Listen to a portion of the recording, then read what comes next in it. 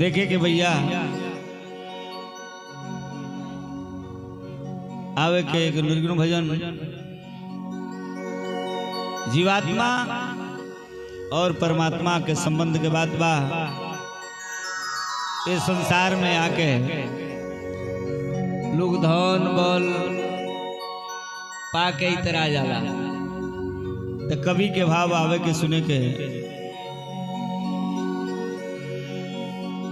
गोरिया कवन गुनवा पाके इतराइल बारू। कहे के भाव ये बाकी संसार में आके इतराए के नहीं चाहिए और हम ना होके चाहिए कोनो चीज के एक के मारेंगे एक संसार में बा हो गोरिया कवन गुनवा पाके इतराइल बारू। आरे माया में भूलाइल बारू ना गोरिया कवन गुनवा पाके इतराइल बारू। माया में भुलाइल बारू ना माया में भुलाइल गोरिया कवन गुनवा पाके इतराइल बारू। माया में भुलाइल गोरिया कवन गुनवा पाके इतराइल बारू। माया में भुलाइल बारू ना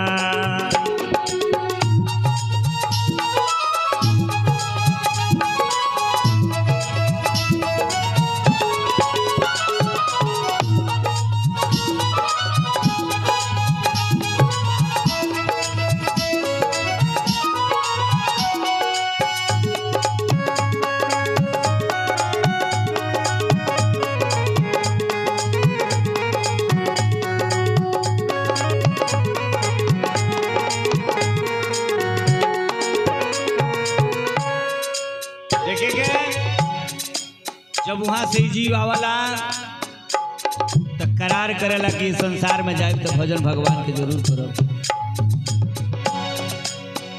करार कैलू हरि से जाइब जहिया गर्भ से बहरियाई। करार कैलू हरि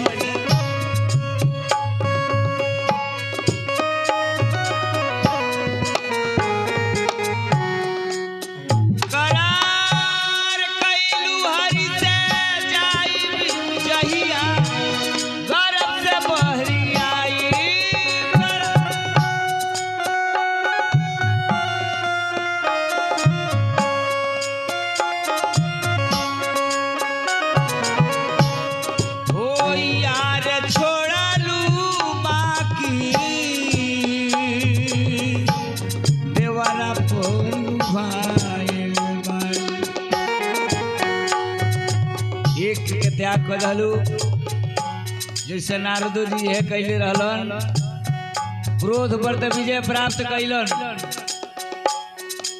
लेकिन मोह ना छोड़लस अभिमान ना छोड़लस।